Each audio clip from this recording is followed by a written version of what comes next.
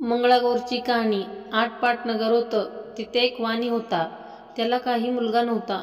त्याच्या घरी एक गोसावी येई, अल्लक म्हणून पुकार करी.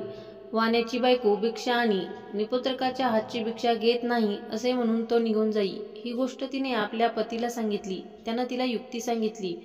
दाराच्या आड लपून बस. अल्लक म्हणतात सुवर्णांची भिक्षा खाल. अशी भिक्षा जोळीत घातली. बुवाचा नेम मोडला. तो बाईवर रागवला. मुलं बाळ होणार नाही असा त्यानं शाप दिला. तिनं त्याचे पाय धरले. बुवानी शाप दिला. बुवा म्हणाले, तुझ्या पतीला सांग, निळ्या घोड्यावर बस, निळी वस्त्र परिधान कर, रानात जा, तिथं घोडा अडेल तिथं खण, देवाची प्रार्थना कर, देवी तुला पुत्र देईल. वाण्याच्या पत्नीने वाण्याला सांगितले. वाण्याने त्याप्रमाणे केले. रानात घोडा अडला. तिथं खणतच अतिशय सुंदर देऊळ लागलं. त्याला हिरेजडित खांब होते. मानकांचे कळस होते. आतमध्ये देवीची सुंदर मूर्ती होती. त्याने श्रद्धायुक्त अंतकरणाने मनोभावे पूजा केली. त्यामुळे देवी प्रसन्न झाली. तिने वर मागण्यास सांगितला. वाणी म्हणाला, सर्व काही आहे, पण संतती नाही, पुत्र नाही, म्हणून दुःखी आहे. देवी म्हणाली, तुला संततीचं सुख नाही, मी प्रसन्न झाले आहे, तर तुला वर देते. अल्पायुषी पुत्र घेतलास तर कुणी मिळेल, दीर्घायुषी घेतलास तर जन्माद होईल, कन्या घेतलीस तर बालविधवा होईल. इच्छा असेल ते मागून घे. त्यानं अल्पायुषी पुत्र मागितला. तेव्हा देवीनं, माझ्या मागच्या बाजूला जा, तिथे एक गणपती आहे, त्या मागं आंब्याचं झाड आहे.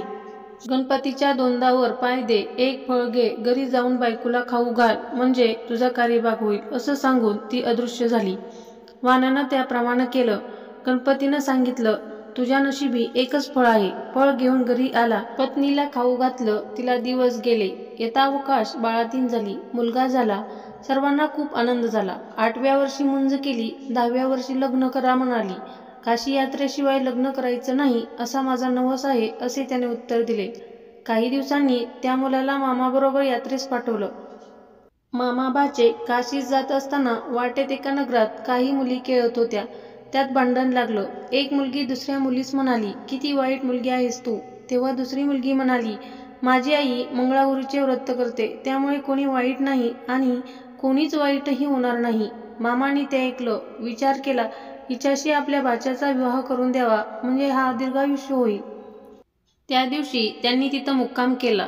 त्याच दिवशी त्या मुलीचं लग्न होतं. त्याच वेळेस नवरा मुलगा आजारी पडला. मुलीच्या आईवडिलांना काय करावं समजेना. कोणीतरी प्रवासी मिळालं तर बरं होईल. त्याला पुढे करून वेळ साजरी करून म्हणून धर्मशाळा पाहू लागले. मामा बाचे दिसले. बाच्याला नेलं. गोरज लग्न लावलं. दोघांना गौरी हरापाशी निजवलं. दोघे झोपी गेले. मुलीला देवीनं दृष्टांत दिला. मुली, तुझ्या पतीला दंश करायला सर्प येईल. त्याला पिण्याकरता दूध ठेव. एक कोरा करा जवळ ठेव. दूध पिऊन सर्प कऱ्यात शिरेल. अंगच्या चोळीनं तोंड बांधून टाक. सकाळी उठून आईला ते वाण दे. तिनं सर्व तयारी केली. दृष्टांताप्रमाणे घडून आलं. काही वेळानं तिचा पती उठला. भूक लागली होती. खायला लाडू दिले. फराळ झाल्यानंतर त्यानं तिला आपली अंगठी दिली. पहाटे उठून ताट घेऊन बिराडी गेला. मामाबाचे मार्गस्थ झाले. दुसऱ्या दिवशी हिनं सकाळी उठून स्नान केलं. आईला वाण दिला. आईने उघडून पाहिलं, तो आत हार निघाला. तो आईनं कन्येच्या गळ्यात घातला. पुढे पहिला वर मंडपात आला. मुलीला खेळायला आणलं. ती म्हणाली, हा माझा पती नाही, मी त्याच्याबरोबर खेळत नाही. रात्रीची लाडवाची आणि अंगठीची खूण काही पटेना. आईबाबांना पंचायत पडली. हिचा पती शोधायचा कसा. त्यांनी अन्नछत्र चालू केलं. जो ब्राह्मण येईल त्याचे पाय अंगठी घालून मुलीनं धुवावेत. आईनं पाणी घालावं, भावानं गंध लावावा आणि बापाने विडा द्यावा, असा क्रम चालू केला. शेकडो लोक येऊन जेवू लागले. इकडे मामाबाचे काशीस गेले. तीर्थयात्रा दानधर्म केला. ब्राह्मणांचे आशीर्वाद घेतले. एके दिवशी बाच्याला मूर्छा आली. यमदूत प्राण न्यायला आले. मंगळागौर आडवी आली. त्या दोघांचं युद्ध झालं. यमदूत पळून गेले. गौर तिथं अदृश्य झाली.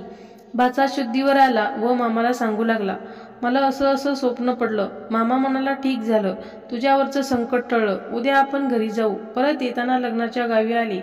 तळ्यावर स्वयंपाक करू लागले. तेव्हा दासीनं सांगितलं, इथं अन्नछत्र आहे, तिथं जेवायला जा. ते म्हणाले, आम्ही परान्न घेत नाही. दासीनं यजमानीस हे सांगताच त्यांनी पालखी पाठवली.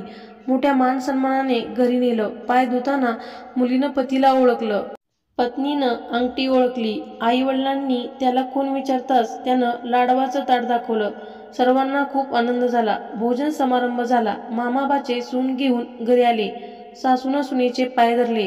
तुझ्यामुळं माझा मुलगा वाचला असं म्हणाली. तेव्हा तिनं सांगितलं, मला मंगळागौरीचं व्रत असतं. ही सर्व तिची कृपा. सासर माहेरची घरची दारची माणसं सर्व एकत्र झाली. तिला जशी मंगळागौर प्रसन्न झाली तशी तुम्हा आम्हा हो आणि आपलं सौभाग्य अखंड राहो अशी देवाची प्रार्थना करूया. ही धर्मराजाला कृष्णानं सांगितलेली 60 उत्तराची कहाणी. 5 उत्तरी सुफळ संपूर्ण. ही संपूर्ण कहाणी ऐकल्याबद्दल तुमच्या जीवनातील सर्व संकटे टळो ही ईश्वरचरणी प्रार्थना. आमचा व्हिडिओ आवडल्यास चॅनेलला लाईक आणि सबस्क्राईब करा.